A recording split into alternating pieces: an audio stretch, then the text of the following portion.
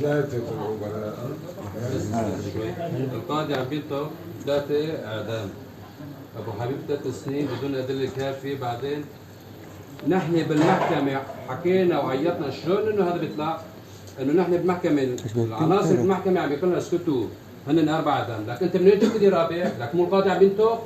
مو القاضي عم بيحكي؟ لك عم تقول اسكتوا هن 4. بعدين عم ينزل منشور في رابع، الرابع لحد هلا وين كان؟ ليش حتى لحد هلا مو بالسجن؟ ايش اسمه؟ عبد الله الحميد. بس تسمح لي، هذا عبد الله من هيئه تحرير الشام. لما صارت الجريمه هرب على الكذب، حتى الان هيئه تحرير الشام ما عم تطلع. طيب ليش من البدايه ما بينذكر بالجلسات مثلا؟ من البدايه ليش ما بينذكر بالجلسات انه هذا الشخص مو موجود؟ مذكور بلا يعني اول جلسه بيكون. اذا حد ابعث لك حتى بالحكم هذا الرابع حكم اعدام، يعني حكموا اعدام 4 مو 3. لما القاضي حكى هذا الرابع متوازن. القاضي لما حكى ب3 ما حكى بال4. لا 4 ابعث لك الحكم. نحن كنا موجودين معناته نحن ما بنفهم بالشيء. ابعث لك الحكم الحكم مضبوط. انا قتلنا المحامي بده بيلعب بالحكم، قال لي لا قتلنا بده يلعب بالحكم. لما قاضي نطق ب3 مو بال4، نطق ب3. نحن كنا موجودين لانه نطق ب3 حضوريا و1 غيابي.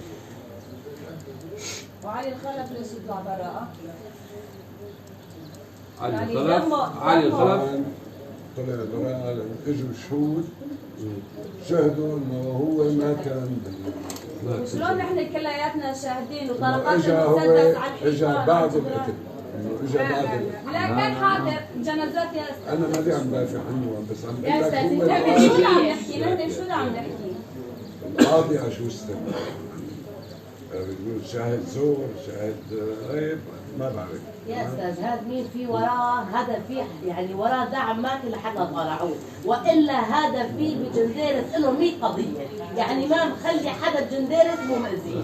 يعني قبله رشيد كهربجي ضرب المرض نص الشارع، يعني حدا بينكر روح اسال جنديرة كله بيعرف، ما في بازار ما يضرب العالم فيه، يعني مأذي جنديرة كله. هلا بيروح العالم يعني بيقولوا انه ما كان بالجريمه، يعني هذا مجرم حقيقي. شلون بيطالعوه؟ مين في وراه؟ لو ما في حدا وراه هذا ما بينترك، مستحيل ينترك. بعدين يعني نحن راحوا منا 4 شباب، معقول نشهد نروح على المحكمه ولا في بيناتنا طارات ولا في بيناتنا شيء، ونقول والله هو اجا ونحطه هو له يعني اسمه بالجريمه؟ معقول ما كان موجود؟